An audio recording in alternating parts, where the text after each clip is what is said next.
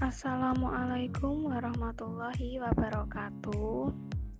Perkenalkan, nama saya Aiga Maulidal Hasanah, NIM 10, kelas HIS 5A, Fakultas Syariah. Di sini saya akan mempresentasikan mata kuliah arbitrase yang diampu oleh dosen Muhammad Sohibul Itmam.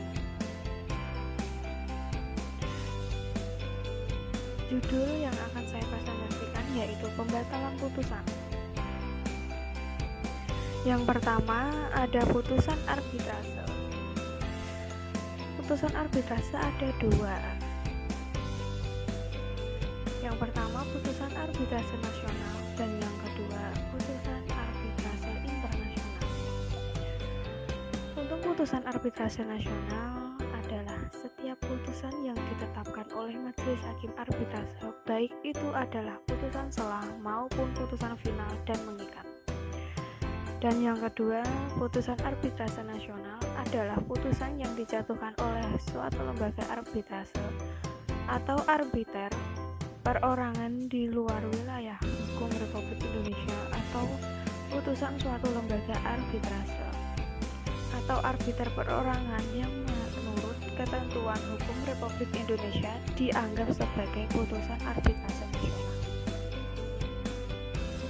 Yang kedua ada pelaksanaan putusan arbitrase.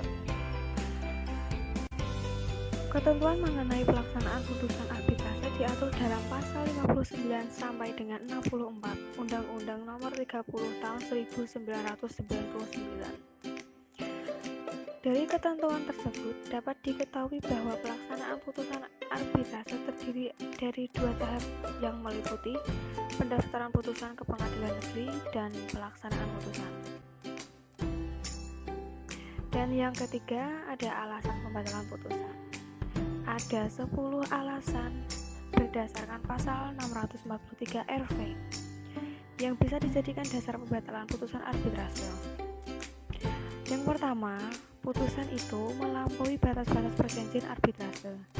Yang kedua, putusan itu diberikan berdasarkan suatu perjanjian arbitrase yang ternyata tidak sah atau gugur demi hukum.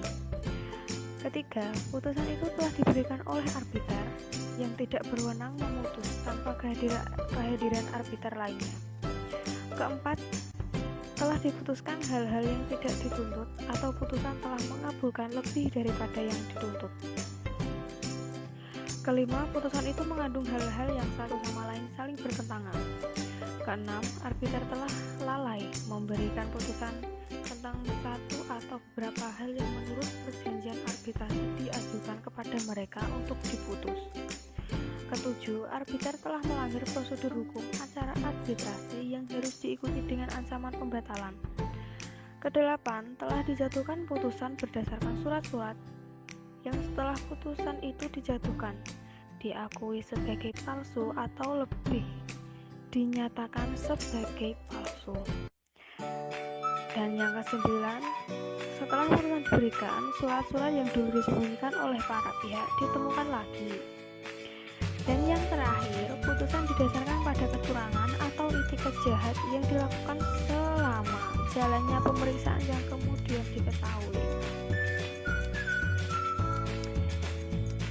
Yang keempat ada unsur-unsur terhadap putusan arbitrase. Menurut pasal 70 Undang-Undang AAPS menyatakan bahwa terhadap putusan arbitrase para pihak dapat mengajukan permohonan pembatalan apabila putusan tersebut diduga mengandung unsur-unsur sebagai berikut. 1. Surat atau dokumen yang diajukan dalam pemeriksaan. Setelah putusan dijatuhkan dan diakui palsu atau dinyatakan palsu. 2.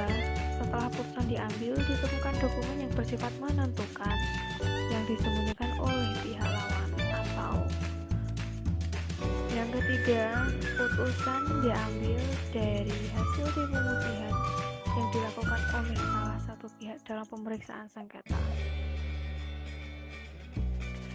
Terima kasih, itu saja yang saya sampaikan.